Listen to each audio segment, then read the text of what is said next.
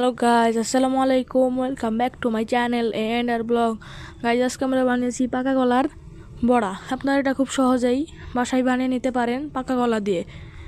এটা খেতে কিন্তু অনেক টেস্ট হয়েছে। আপনারা একবার হলেও এটি বাসায় ট্রাই করে দেখবেন। চলুন আমরা রেসিপিতে চলে যাই।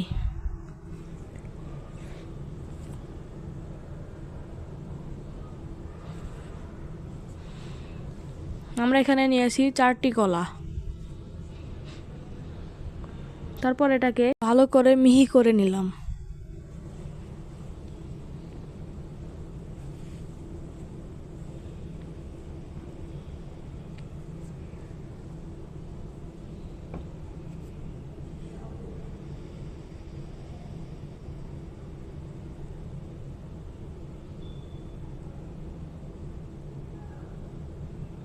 তারপর এখানে দিয়ে দিচ্ছি চায়ের কাপের হাফ কাপ চিনি।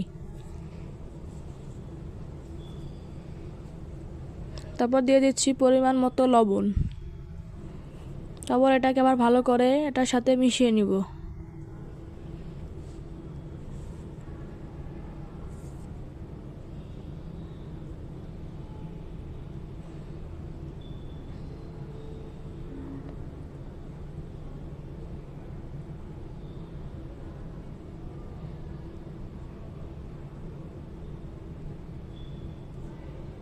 এখানে আমরা স্বাদ বাড়ানোর জন্য দিয়ে দিচ্ছি 3টি এলাচ গুঁড়া।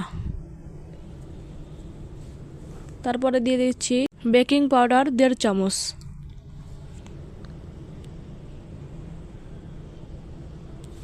তারপর এখানে দিয়ে দিই 2 কাপ চালের গুঁড়া। তারপর এখানে আমরা এটাকে ভালো করে মিশিয়ে নিব। চালের গুঁড়াটা আমরা একটু পর পর দিয়ে এটার সাথে মিশিয়ে নিব।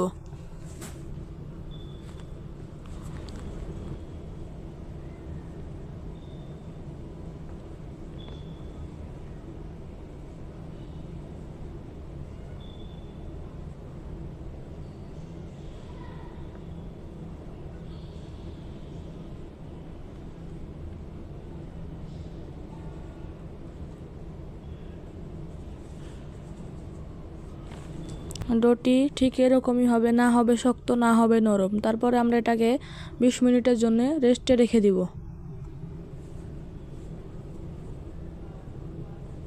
20 মিনিট রেস্টে রাখার পর আমাদের ডোটি এরকম হয়েছে। তারপর আমরা কড়াইয়ে পরিমাণ মতো তেল দিয়ে দিব। এইখানে আমরা এই বড়াগুলো ভাজার জন্য 250 ml তেল নিয়েছি। তারপর এখানে ডোটিকে এরম করে হাতের ভিতর নিব। তারপরে কড়াইয়ের ভিতর দিয়ে দিব। একটু একটি করে এখানে দিয়ে দিচ্ছি আমরা।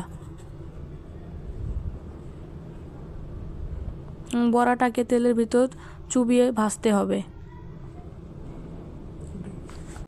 এখানে আমরা চারিদিকে বড়াগুলো দিয়ে দিচ্ছি।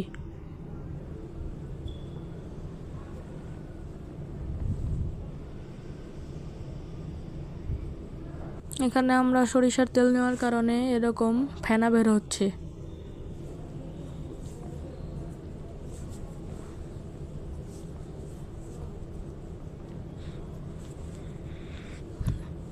এক পিঠ বাদামি কালার হয়ে গেলে অন্য পিঠ উল্টিয়ে দিব।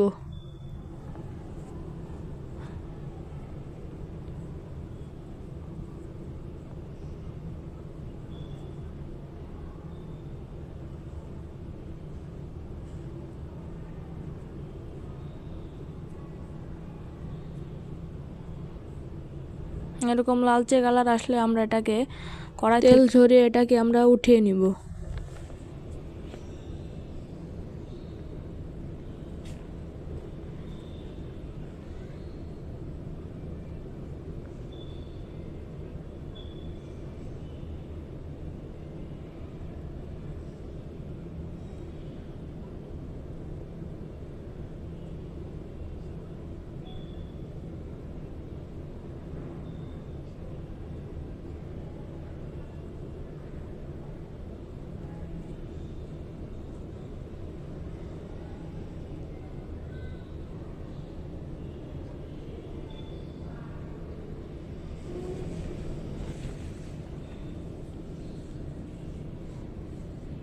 দেখুন গাইজ আমাদের পাকা কলার বড়া কিন্তু রেডি হয়েছে। এতে খেতে কিন্তু অনেক টেস্ট হয়েছে। আপনারা এটি অবশ্যই একবার বাসায় হলে বানিয়ে দেখবেন।